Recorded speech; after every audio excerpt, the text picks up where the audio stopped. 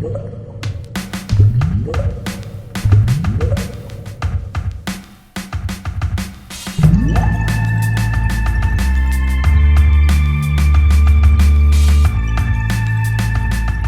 everybody, welcome to Board Online, Board Offline. Today we're bringing you our top 3 most played games of October.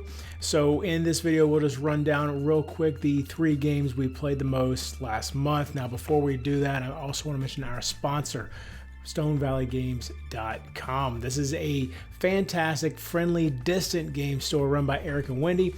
Head on over there to StoneValleyGames.com. Check out their whole selection. They've got great stuff. They've got everything that you could need to scratch your tabletop itch. They've got it from light family games to war games to collectible card games. Whatever it is, you can find something over there. Now, they also have a loyalty program for returning customers. And something else that's really cool is if you're in the military and you have an AA, AE, or AP address because you're stationed overseas, they will ship to you for free. So go check out StoneValleyGames.com and see what they've got going on over there. All right, and we'll do this in 3 minutes starting now. So number 3 is Madara with 3 plays. This is a massive campaign game. We've been playing this, my group and I have been playing this since May, every other week to once a month sometimes. But we have been playing quite a bit of it, and we are just finishing chapter 2 out of 5. There's like 500 pages of story / dungeon crawling in this game. And it's not your typical dungeon crawl. None of the enemies are typical enemies, typical fantasy enemies. They're all crazy different things that are, you don't normally find it in your typical fantasy stuff. There's a mixture of real world items with fantasy world items and magic mixed in with technology. And you can build your character classes from the ground up.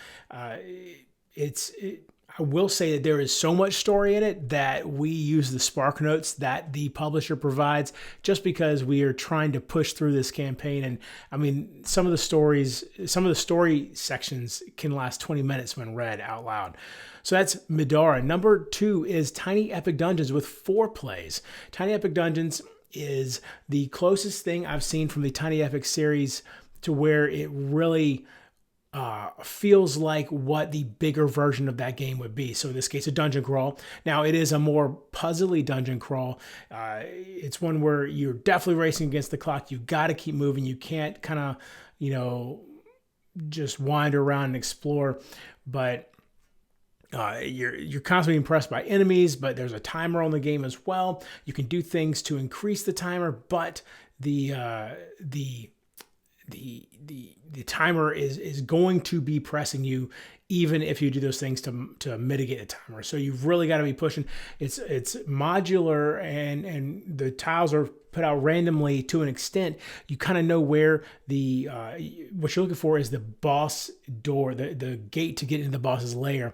And once you do that, then you'll find out what boss you're fighting. You don't even know what boss you're fighting until you get through that door. But that's Tiny Epic Dungeons. And number 1 is Pandemic Legacy Season 2 with 6 plays. Now, 6 years ago, my wife and I played Season 1, and we finally, for my birthday this past year, purchased Season 2, and we played a couple games, and then I got real busy with work, and we just now picked it back up and have really gotten into it. We are in August now. I believe we lost our first game in August, so we're going to have to go back and play August once again.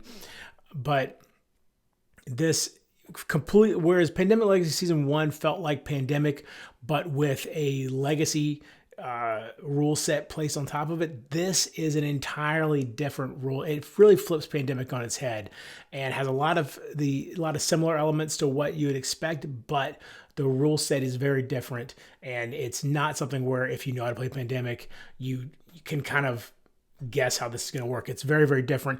Lots more to explore, lots more legacy elements to deal with. This is Pandemic Legacy Season 2. So there you go. That's what I played in October. Hope you enjoyed this video. Be sure to come back. We've got lots of great stuff coming out. Keystone North America is coming up soon. Waste Nights is coming up soon. Australia.